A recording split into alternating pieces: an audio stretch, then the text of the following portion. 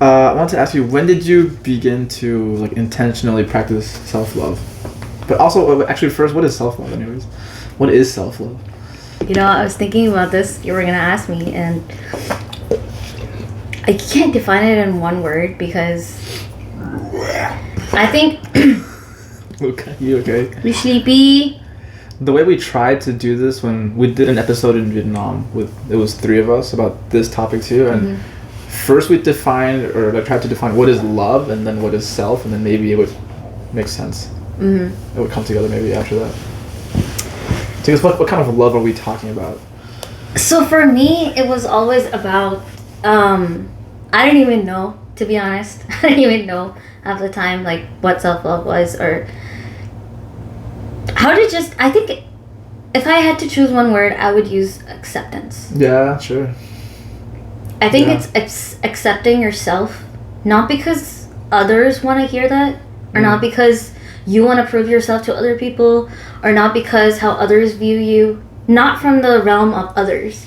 It's for yourself. I think acceptance is very crucial with any relationship that you want to have with yourself.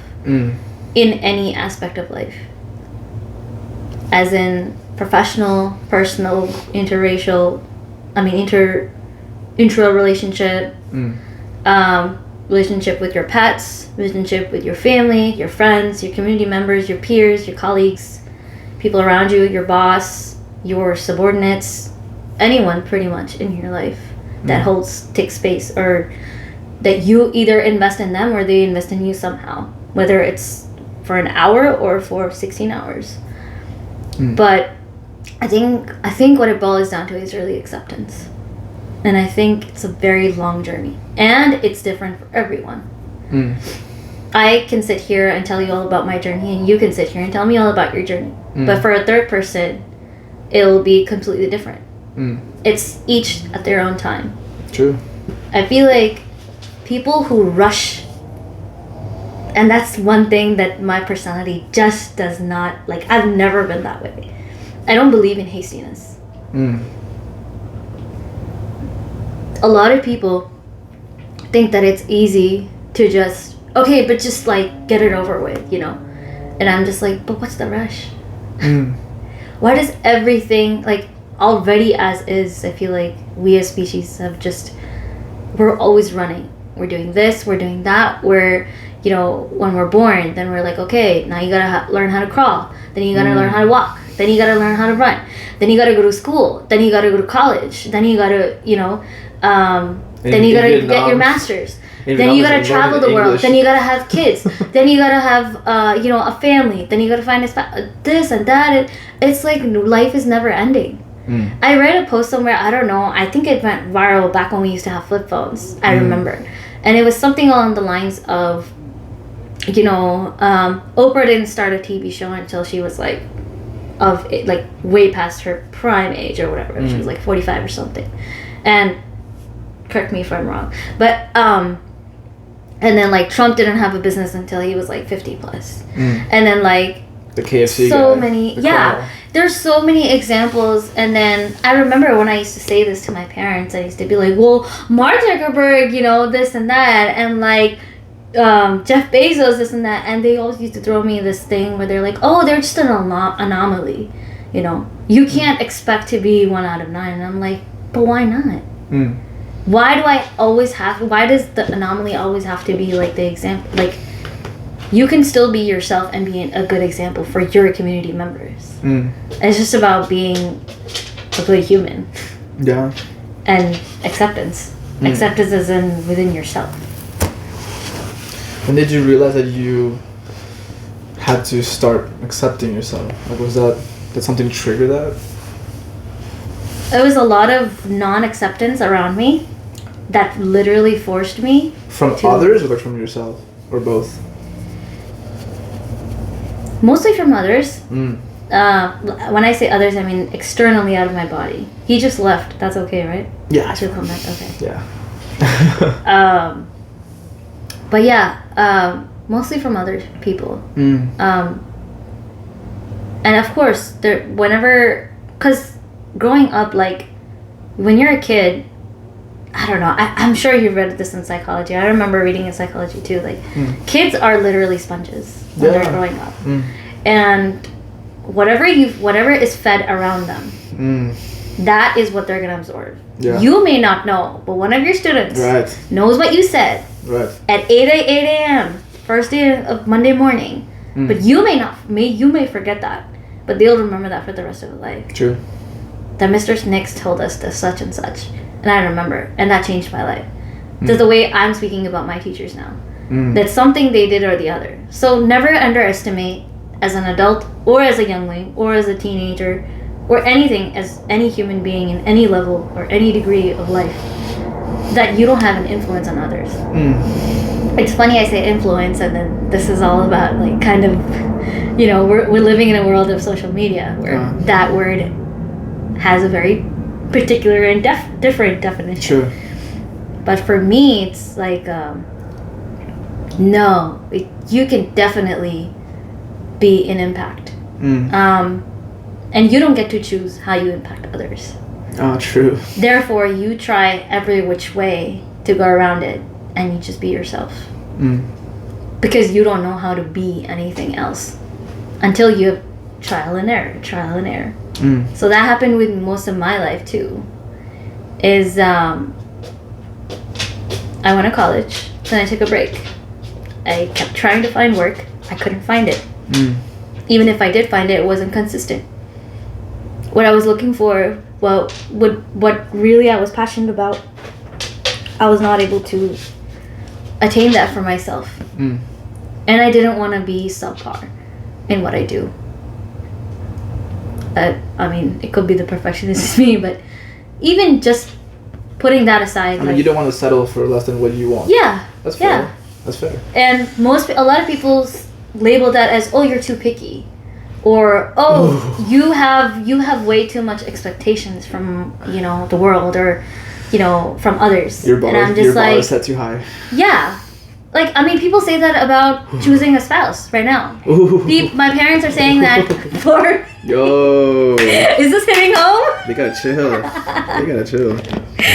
So, but like, everyone keeps saying that, like, oh, you're too picky. And I'm just like, but I'm being me, and that's the only best version, like, the best thing that I know how to do. Yeah. I don't know how to be someone else. I don't know how to be Mark Zuckerberg. I don't know how to be Jeff Bezos. I don't know how to be Mrs. Hennessy. I don't know how to be, my best friend. I know how to do me the best way. So why don't I just do that? And even if I fail, at least, like, it's a learning process. Yeah. I remember one of your episodes, you asked what is failure or something along those lines. And I was thinking about that for the longest time, and I don't know, but I think you posted someone else talking about it. It might have been on Jay Shetty. It might have been on my friend Connor's comeback podcast. Connor. Yeah, we did talk about that. Wow. And I kept thinking about it, and I was just like, I don't know if it was Matthew Hussey. I don't know how to say his last name. But one of those guys. The relationship guy. Yes. Yeah, he's so good. I think he said something along the lines. If I'm wrong, please don't come at me. But one of them said, "There's no such thing. Like, it doesn't exist." And I actually kind of agree with that, because it exists because we as humans have given it meaning. When we give a word a meaning, that's when the word becomes powerful. Why does the F word, is powerful? Because we gave it that power. True. Yeah. Words are nothing when you take the human out of them. They're just sounds. Exactly. Or slurp, or huss, like any of the onomatopoeias. Or even in the language Zulu that some of my friends from South Africa, they speak. One of the sounds is. And in their name, their name could be like knock. Yeah. One of my coworkers actually is from Nigeria, and we were talking about that. So it's Sosa. Cool. There you go. Sosa, or something like that. And it's amazing because we give, whether it's in Spanish and Urdu and English, doesn't matter. We give words power. Yeah. Same concept applied to humans. We give humans power. I give you power by addressing your name, by addressing your house, by addressing your identity, by accepting your identity. Mm. Either as what you appear or what you tell me you are. Mm. Both. I mean, like literally and in the figurative sense. Oh. So, unless you take power away from that, then I don't know who's Nick. What's Nick? Nick I don't know who's Nick. Nick could be, you know, it's actually a verb too, right? The nick of time. Something like that. Yeah. Yeah. So we give words to power, in the same concept is applied to human beings. We give humans power. All right, except for like the words are not self-conscious, but the humans are. Yeah. And trust me, if the words could speak, they would blab right back at us. Yeah. They will show it to them in our fair and square. Be like, here you go. This is what you said in such and such date, and blah blah blah. You know, I don't know if you believe in afterlife, but I do, and I feel like that's what God's gonna do. Is literally He's gonna pull up the mirror and show you, like, this is what you did. This is what you said. And you can't sit there and just deny and be like, no, I didn't. No. So what do you think would happen after that interaction happens? After He shows you that list, and then what? That's gonna be a whole other podcast. I mean, really? for religious purposes. Yeah. But also, which religion is? Islam. Okay, Islam. Yeah, I'm a Muslim, and for me, it's more like now those years that I wasn't able to. You know, establish a career or find somebody or, you know, live like a normal other person around me or my peers and stuff. I got the opportunity of getting closer to my faith. And I'm actually very glad because I found a bunch of sisters. Shout out to YM. Nice. Which stands for Young Muslims. And they actually helped me a lot. A lot. I can't even begin to say how much they have helped me in that acceptance process. Awesome. Anyone, I don't know where I think I was scrolling through Instagram like any normal person, and I came across this just recently, I think last night either, that we were talking about self-love, right? But for a second, let's just talk about love for now. Sure, yeah. She was saying something along the lines of, love is when someone else makes you feel the most. When they make you love yourself and accept yourself. And they consistently keep doing that. Either knowingly or unknowingly. That is true love. That, and to love is to peace, is to be contentment, is to satiate the soul, is to whatever, in any religion, in Buddhism, in Taoism, in Judaism, and in Christianity, and Islam, anything, it brings you peace. And anything that brings you peace has to be nothing but love. Has to be, and it has to be something pure. Maybe it's our default state. That is our default state. Right? That is our default state. Right. In a world of consumerism, capitalism, and all these other isms, that man-made things that we have created have really distorted us. Yeah. Far from what we are innately as beings. And someone is benefiting so much from it. I don't know who they are. And the best gift on this planet are these little fellas. The best gift on this planet. I really wonder I don't know. By the way, you spelled my name wrong. I'm sorry. Oh, really? I get very picky about that. The apostrophe? Yes. Yeah. And the A. Oh,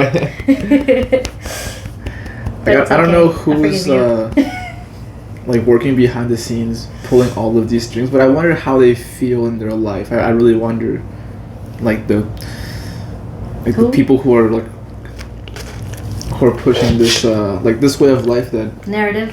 Sure. The hyper consumerism, the lifestyle. I wonder how the people that are managing that at the very, very top, I wonder how they feel in their lives. They probably just keep buying things. and they never settle. They're always restless. I mean, like, they're never at ease. I mean, like maybe like the very, very top level, like marketing executives that convince us that we need to buy things. I wonder how those guys feel, because they know they're manipulating us. So I wonder what they think about life. Some do. I feel some do. Some people know. They have the whole failed game figured out, and they do that on purpose. They still continue to do that. But people who are woke, they're more aware of themselves. Right. This is the. Or they're more attuned.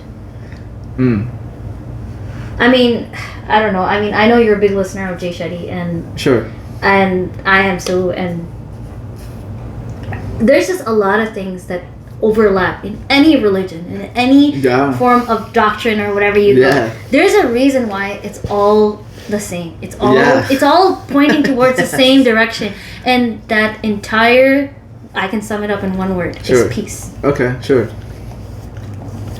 Why not? I don't know. Is there any other better word that it can all boil down to?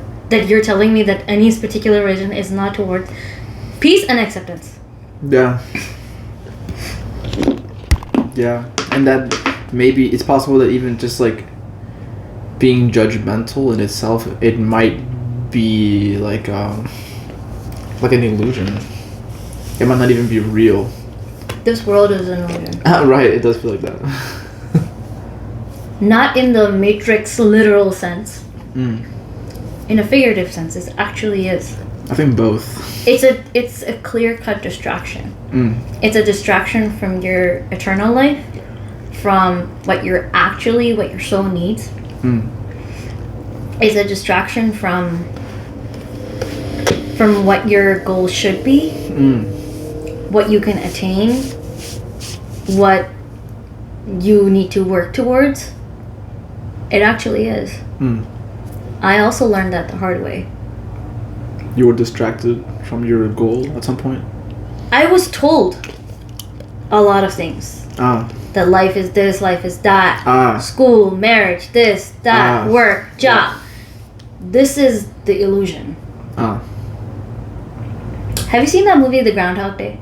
I have. It's been a long time, but what did you take out of it? Because apparently I've been told that a lot of people take a lot of different notions out of it. I have to rewatch it. It's been so long. But it's basically the guy that wakes up every day. It's the same day. Yeah. So, and he keeps trying to make it better, but he keeps messing it up. And then he wakes up again, and it's the same day or something like that, right?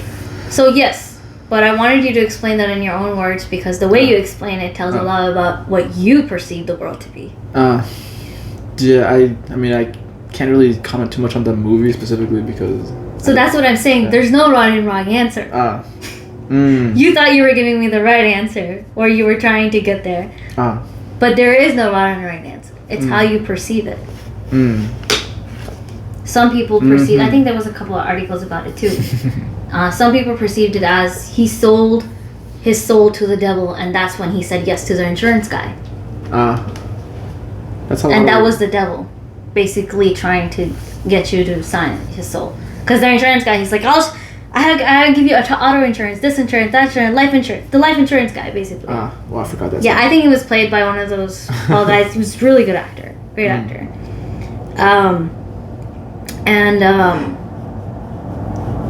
Yeah. The way I perceived it was that he kept trying. He kept trying to woo that reporter. Yeah. Oh my goodness, you're so cute! Is that a growl? I don't know what that means in dog language. I know in cat language that's supposed to mean get away from me, but I think dogs are different, right? I think for him it does mean get away from me.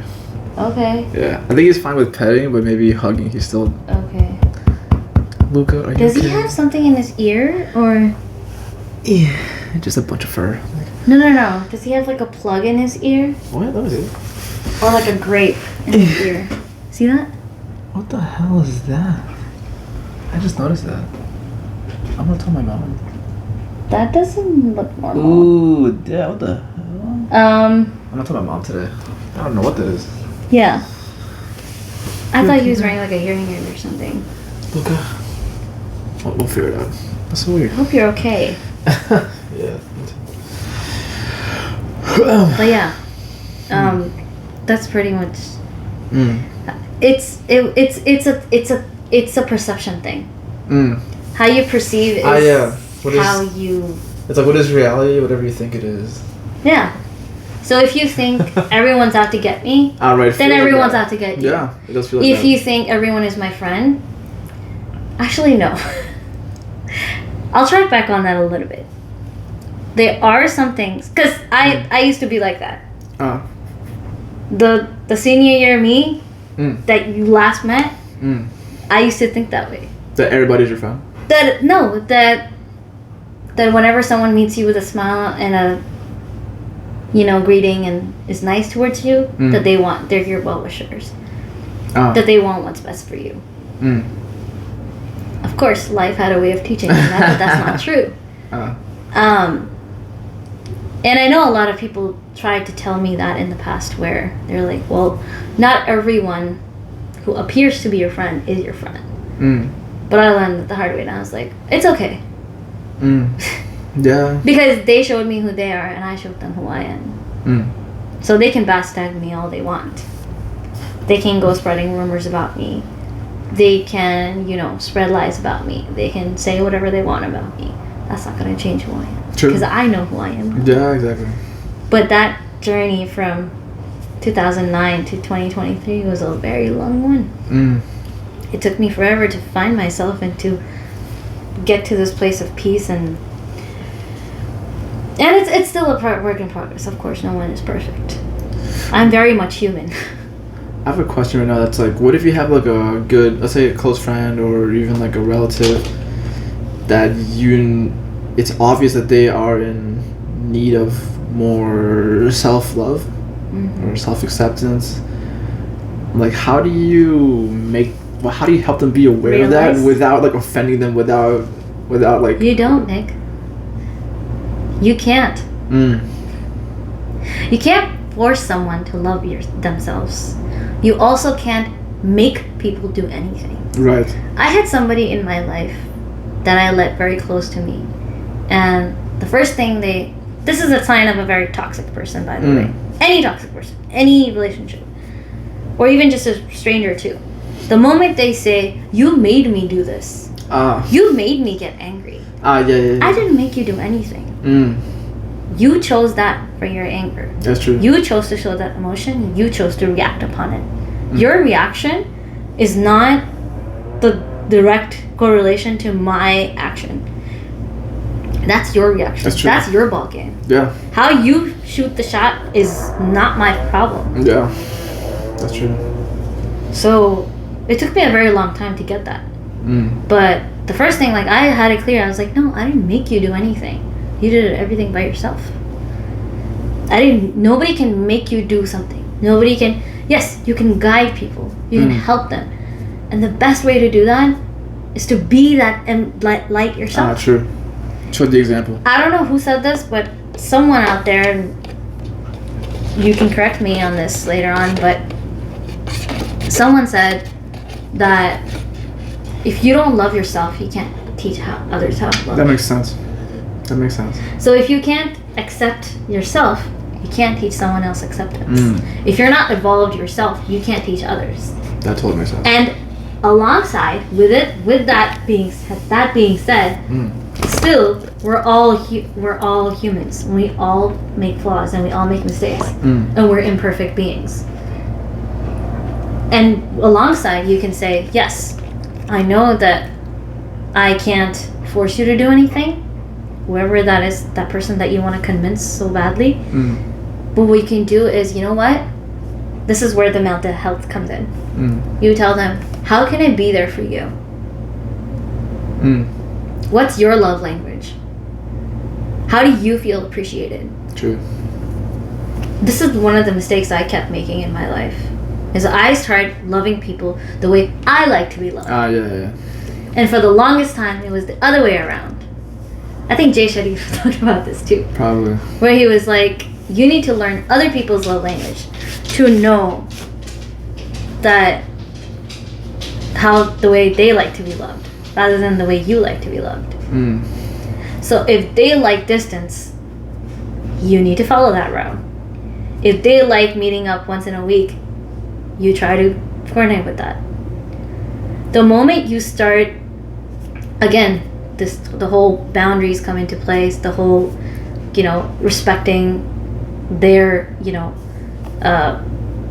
their self, their identity, and what they believe in, with all of the respectful boundaries, and also not letting it take a mental toll on you. That's also important, because you got to take care of yourself too. Yeah, that's true. But once you take care of yourself and you know, hey, this is my boundary, and this is the other person's boundary, where can we meet in between? Or even if there is space in between where we can meet and be like that. True. Try to find it. If it's not there, then maybe they're best with their own stuff, or maybe they'll fall and they'll learn. It's like teaching a kid. You can hammer it to them, you can drill them. Don't go near the fire, don't go near the fire, don't go near the fire. They're still not gonna learn. The moment they touch the fire, they're like, oh, mommy, daddy, I got hurt, I got a boo-boo. And you're like, okay, well, I told you. Now they know better, because they actually experienced through it. The thing is, what if, like, my loved one keeps touching the fire? And they're still not learning the lesson? Yeah. That is another lesson. I guess for both of us, right? That is another... For you, it may be that right now, it's not your time. It's not your time to tell them what to do, or maybe they're just deaf, or maybe they just don't realize. And they don't. And they might not. It's like, let's keep this, like, I'm gonna keep this metaphorical. It's like, what if... It's okay, you can be literal. It's like, what if they think that, it's like they're getting burned by reaching for something, right? And they keep getting burned. But they're also convinced that the thing they're, like, reaching for is gonna be beneficial for them. Let them. Just wish them good luck, I guess. But don't be crude about it.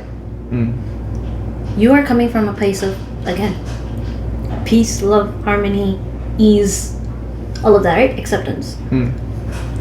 Make sure you have your intentions in check. Keep your intentions in check. Be like, am I saying this just to outsmart them or outdo them? Right. Or am I saying this because I genuinely actually care and I really want them not to do this? The best thing you can do, or at least the best thing I can do if I was in your shoes, is you stop it from your hands, physically. You stop them. If they're going towards the fire, you stop them. If that's not possible, you say it with your tongue. You speak. Words give power. Words have power. You give the words the power. Please, I love you for the sake of whatever. Please don't do this. It brings you harm and it brings me harm to see you go through that. You come from a place of love, acceptance, and peace. You don't come from a place of attack or I'm trying to put you down kind of thing, you know? And if they're still not getting the hint, or if they're still, in their own ways, then it's best to just let go. True. Let it go and let it not destroy your own peace that it took you so long to get to. Yeah, that's true. Because you can't be restless at the expense of... Yeah, no way. For other people, you can't destroy your peace. Because that's not fair to you. At the end of the day, you're going to go in your own grave, and they're going to go in their own grave. They're not gonna be answerable to what you did in this world, and you're not gonna be answerable to them, to their actions. To each their own, as they say. So once they come around, or whatever, in a blue moon, I had somebody reach out to me in a blue moon, and they're like, "Hey, how are you? I'd love to reconnect," stuff like that. Again, the same thing happened. That they just were adamant about what they wanted to do, and they kept getting closer to fire. They kept telling them, maybe you should try something else. Maybe it's not meant for you. But the thing is, most of the time, or sometimes, people take it personally.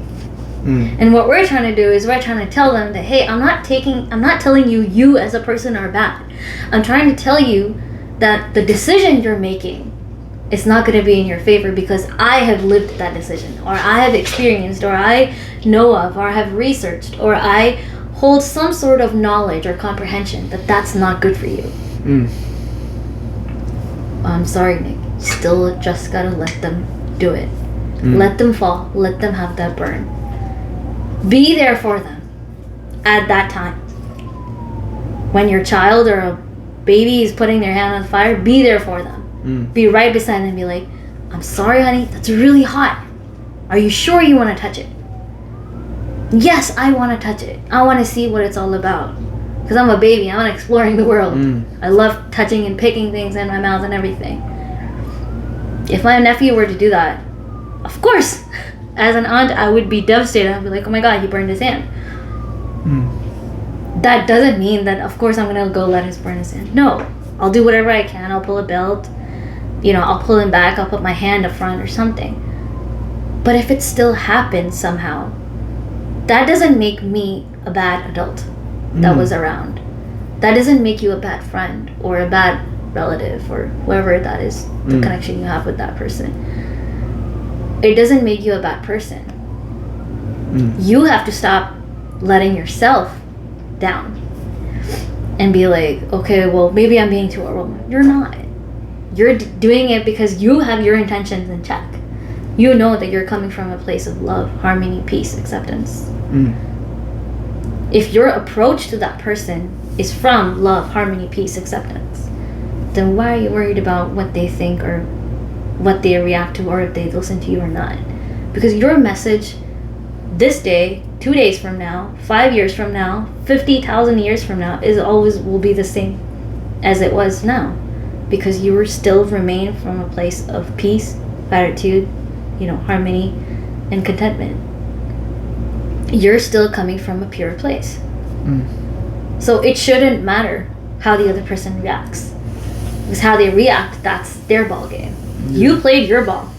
I just wish them health. Yeah. Prayer, I don't know about you, but I'm a big believer in prayer. Sure. And I keep getting even bigger and bigger. Yeah. On that. Because I'm like, that. There's no way. And I totally understand. I totally get that. There was somebody in my life where I literally used to tell them, you need to find God. You need to be more practicing. You need to get more involved in your religion. But I was just kind of pushing my, my how previous... you handle it too. No. Like, my previous self was not like that. So I was kind of pushing them. That's like telling my teenage self that, like, oh, you need to, start praying on time. You need to, get closer to God. You need to discover your faith more. That was me trying to lecture myself. That's the version of me that was coming out to them. But they will find out on their own. They'll get there. Just not on your time, not on your watch. Don't expect them to understand just simply because you said it. But if you're there consistently and you show up for them on the things that they do right, show up for them. Cheer for them. True. Because nobody has just bad qualities, right? Everyone has a little bit of good and a little bit of bad. Yeah. Cheer them on their goods. Can you think of something that they do excellence, that they excel at, that you feel like, oh my god, I could never be able to do that? Like, my mom's really great at cooking. I'm nowhere even near her. So whenever I feel like I have disagreement with her, we butt heads, which is 95.999% of the time.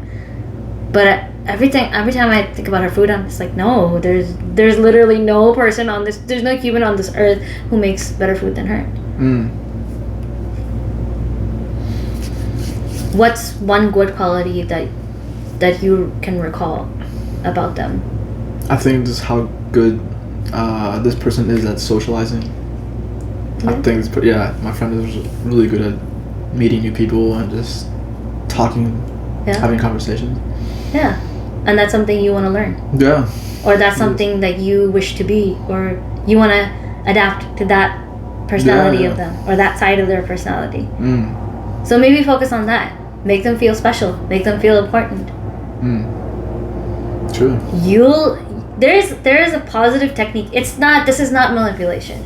This is you getting in their good books, you finding out that they're focus on their good, and naturally they'll come to you. He'll literally come to, or she will literally come to you and be like, hey, you know what, there's something I'm struggling with. Can I open up to you about it? You'll be like, whoa, I was trying to figure out how to tell this person, but here they are trying to approach me. Let them approach you. I understand. Trust me. I know where that place you're coming from. You're like, but if you just listen to me. Because the thing like is, you just want to shake them, and you're like, this friend will approach, but it's more for attention usually, and whatever the conversation. No, there will be a day. I promise you, there will be a day. Well, they'll come to you, and they'll come with the approach that they want to learn. And it doesn't have to be about that particular thing that you are particular about. They're gonna come to you and approach about what they feel their insecurities are, or what they need to work on. Help them use that opportunity to your benefit, and be like, okay, here's a person who wants to learn something from me. Wow, first of all, I am full of gratitude that you came to me. You think that I do something well that you perhaps could learn from. Similarly, the same way you feel that she socializes very, very well. Right? Yeah. When you approach people on their goodness, naturally their tendency towards sharing what they don't feel insecure with will come out sooner or later. But do me one favor, Nick. Sure. Do not abuse them when they're in their low self. When they're not their best self, don't abuse them. Don't take advantage of that. And be like, see, I told you. Yeah. Don't be that person. Then that would be like my own ego trip. Don't be that person. I've had so many people right when I'm making that mistake. And I know I made a mistake. And I feel bad about it. And I say it out loud. I'm a very vocal person. And I'll say, oh, crap. I should have gotten gas before I left the house. I missed it. And they kept telling me, see, I told you. If you would have just listened. And I'm like, okay, but stop rubbing it in. I get it. I will learn from my mistakes. But that person pointing it out to you, it's like literally poking you with that prickly porcupine all the time. You as is, we humans are wired to just focus on the negative all the time. It's just so much easier when others, or everyone around us, and when we towards others as well, just focus on the positive. Just like put a blind side to the negative and just focus on the positive. Just momentarily, just for that moment. You can find another day to have an argument or disagreement, or yell at them, or reprimand them for anything. Just for that time, let it go and focus on the good, and see how, and stay consistent.